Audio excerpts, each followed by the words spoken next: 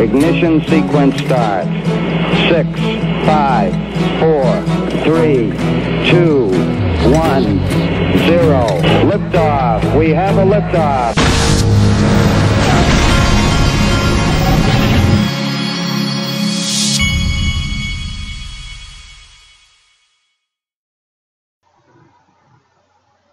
Hey everybody, this is the Digital Asset Investor, and for whatever reason today I am in the spreadsheet kind of mood, and I decided, because I don't think people really take a step back and look at the big picture often enough, and the numbers big picture is what I'm going to focus in on today.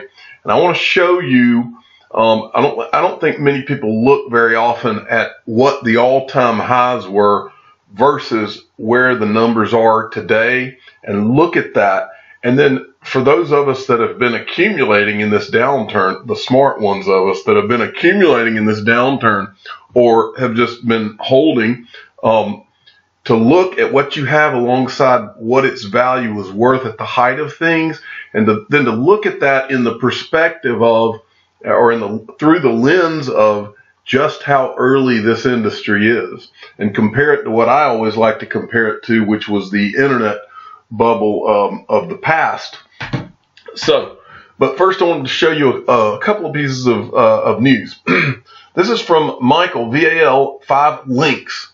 And Michael sent me this. I believe in the past we've talked about how Thailand was getting into the game, but this I think was an official announcement that Thailand Stock Exchange, that's their traditional financial stock exchange, they plan to roll out a digital asset platform in 2020. I'm not going to go any further into this article than that, because that's really that's the gist of it. Is that's a traditional stock market that is going to roll out their digital asset platform. They won't be the only one. They will be one of hundreds of countries around the world that are going to do this. Okay, let's move along. Okay, so I wanted to show this. This is something from C3 Nick, something that he sent out today.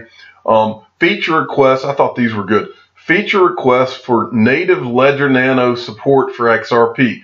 As a user, I want to be able to create escrow transactions. And also as a user, I want to be able to use multiple wallets with different seeds required to sign a transaction. And then he copied Ledger on this. And so I know some people at Ledger, and so I thought I would give this shout out because he's correct. These would be good additions. And I don't even think you've seen anywhere close to the beginnings of what the people that are really smart people at Ledger are going to do. And for those of you that don't have the Ledger Nano S yet, go in the description of any of my videos and you can get one to have your crypto stored safely in a hard wallet. Okay, moving along from Sergeant Obi-Wan.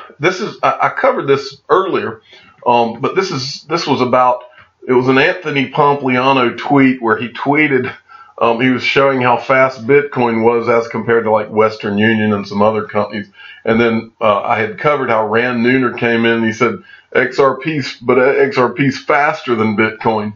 And then so now this thing, just one tweet has turned into an article now. XRP is faster than Bitcoin, says Rand Nooner. And then they cover a few of the comments that came in underneath it. One of them, and he said, and XRP is faster and cheaper than Bitcoin. And then one of the Bitcoin people comes in and says, there's always trade-offs. XRP is centrally controlled garbage. And then, this is a great answer to that, because Satoshi's huge stack of BTC, which are not locked up in any sort of escrow, is any different than Ripple's stash of XRP.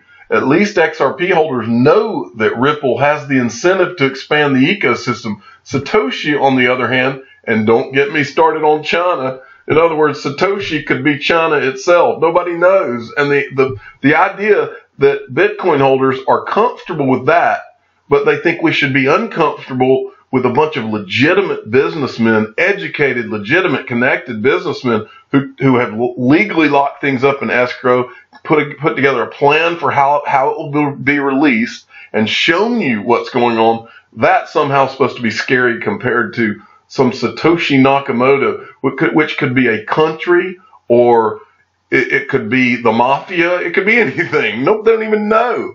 And we're supposed to be comfortable with that. So anyway, moving along. By the way, I'm drinking my apple cider vinegar as I'm going through this. This stuff has for those of you who have never had apple cider vinegar, you just put like a tablespoon or a teaspoon of it in a glass, and then you put the rest water. It'll wake you up. It's kind of like, woo. Anyway, you should try it. It's supposed to have all sorts of health benefits, but I'm drinking mine while I talk to you. Next, Groups for Schools. At Groups for Schools sent me this, and I want to thank Groups for Schools because what they sent me is the core of this whole video. And here's what they sent me. Now, this is an old article, but that's not what's relevant. This is from May 7th of 2018. 12 graphs that show just how early the cryptocurrency market is. I'm going to go through these as fast as I can, but not too fast. Okay, they're showing that they're creating a parallel between the internet boom and the crypto boom, but really the crypto boom's bigger. We're talking internet of information versus internet of value. Internet of value is the internet of money, the movement of money, and that's why this is so big compared to the internet of information. Okay, first thing, and it's just a bunch of charts that they put together that show you the trajectory. Bitcoin wallet address growth. That speaks for itself. Bitcoin active addresses per day, median value by month, 2010 to 2018. That speaks for itself. Ethereum address growth. That speaks for itself. Ethereum active addresses per day. Same thing. This is 2016 to 2018. And moving along. Crypto exchange user growth. Now the blue line's Coinbase, red line is Binance, and the orange is Bitfinex. But look at the Coinbase from around 2013 till 2018. Coinbase, Binance begins its takeoff. I'm not worried about this chart. Total crypto exchange volume over time, 2014 to 2018. See how this is ticking? In my opinion, this is going to go straight up somewhere soon.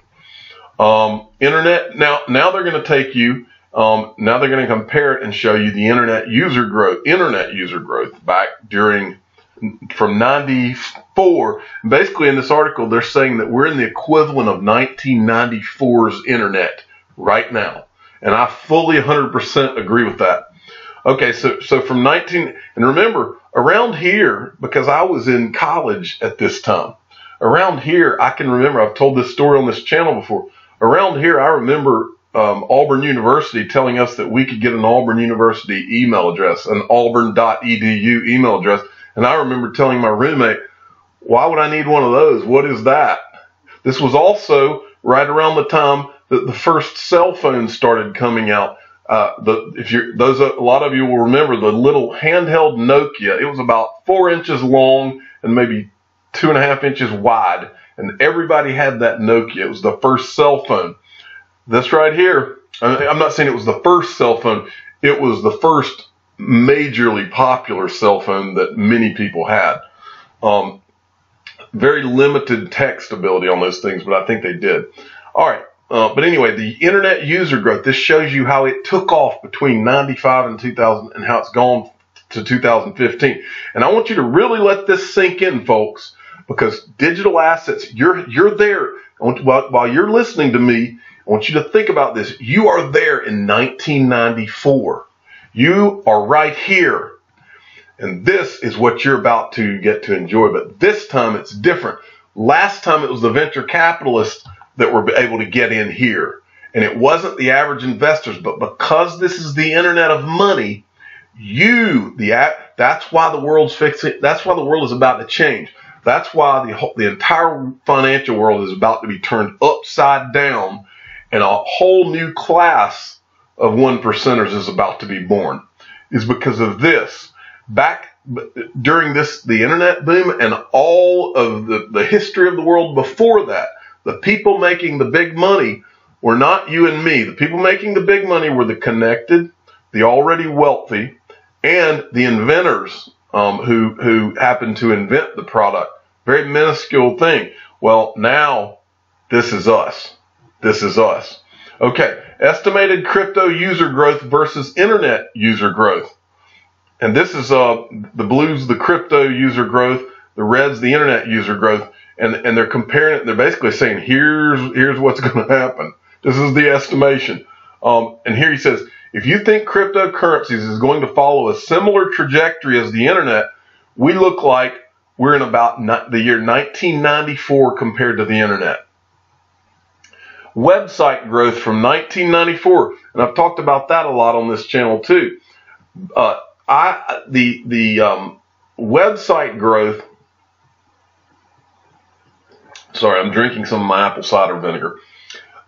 I would compare website growth back then. Everybody at that time, everybody had to have a website. My dad, who was in the home building business, he had to have a website. They didn't even know how they were going to use it to make money yet, but they had to have they just knew they had to have a website. The same thing is going to happen with cryptocurrencies. All these companies around the world, they're going to have to accept Bitcoin. They're going to have to accept XRP. They're going to have to accept all the major cryptocurrencies. That is what you're about to see. The parallels are so in your face, I don't even know how to explain it. They're so in your face. It excites me to even talk about it because I've seen this movie before, and during the first movie, I wasn't able to make money on it. This time I am. This time I saw it coming and I was ready, and I am ready.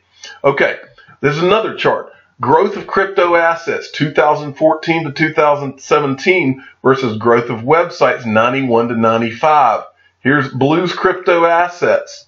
Red is total growth of websites.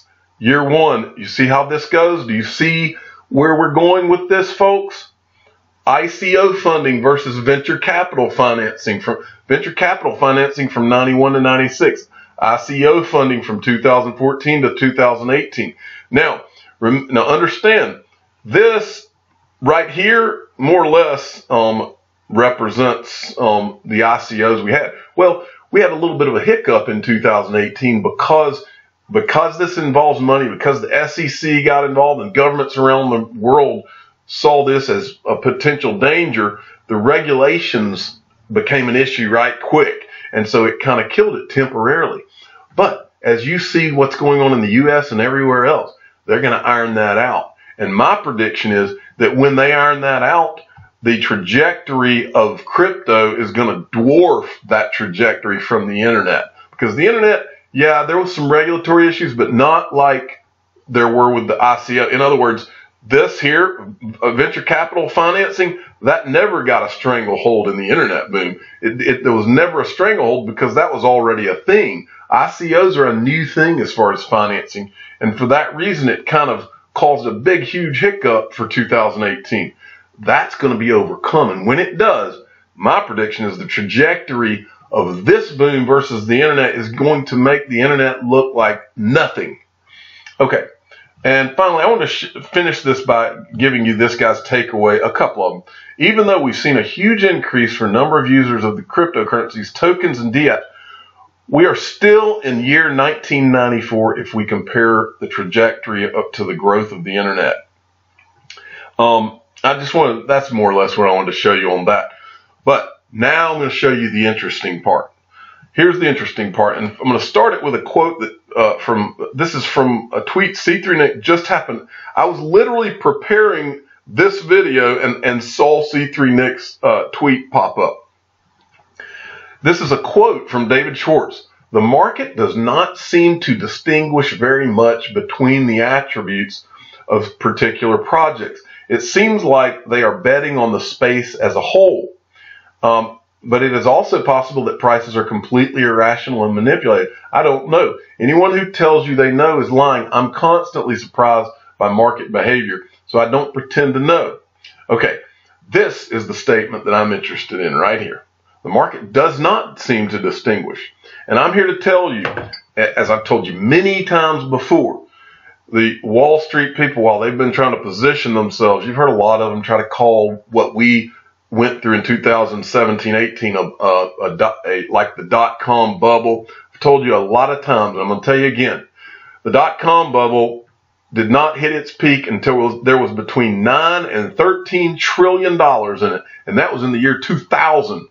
In today's money, to even approach that bubble that they had back then, you would have to be in the $20 to $30 trillion range. And on top of that, this is the internet of money, not the internet of information. The internet of money is going to be bigger. So 20 to 30 trillion to me is just a starting point of what this is going to go to. When you take into consideration the tokenization of assets, of all the asset classes, this is going to dwarf the other. Dwarf. Okay.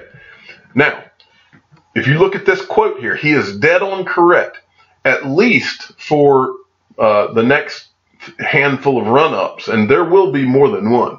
You haven't seen your last rise and crash. We're going to have a few of those, and that's if you recognize it for what it is. Those are opportunities in those hills. So I'll read this one more time. The market does not seem to distinguish very much between the attributes of particular projects. It seems like they're betting on the space as a whole, and they are, and they will. So now let's look at Coin Paprika. Now, one awesome feature that this has on here is you can click on the all-time high button. And so what I've done is I decided that we would look at the all-time highs. These are the all-time highs. Bitcoin, Ethereum, XRP, Litecoin, EOS, Stellar, Tron, Cardano. These are the ones I'm going to feature. I put together a little spreadsheet for you. And these are their current prices, okay?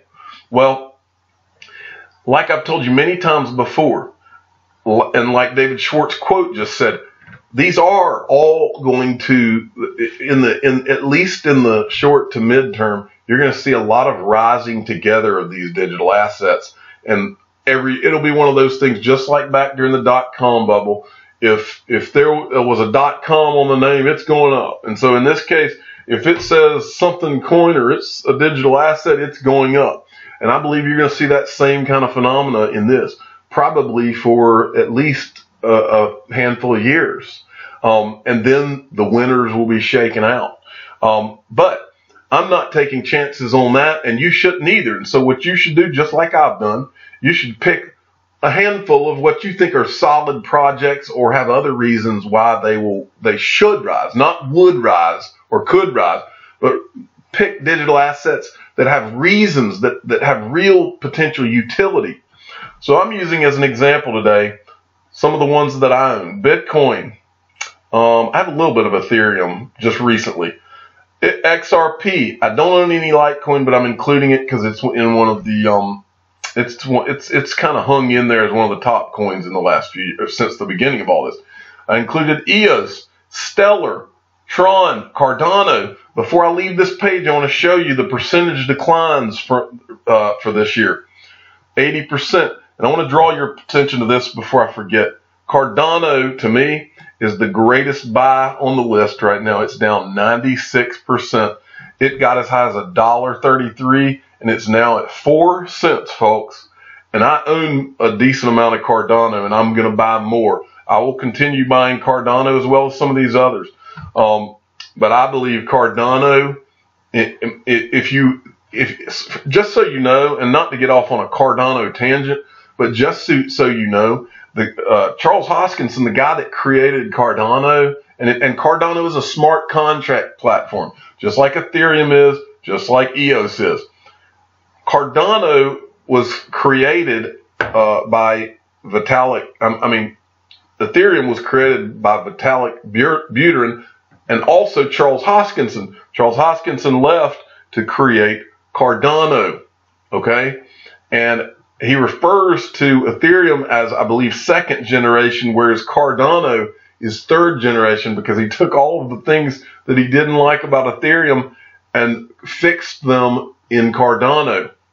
And so what it's going to come down to is if he can get the kind of traction Ethereum got, but all it takes is a handful of companies or projects to begin using Cardano, and find some. And the one thing that Charles Hoskinson will say to this day is that Ethereum, one of the big problems with Ethereum is that it's got a scaling problem.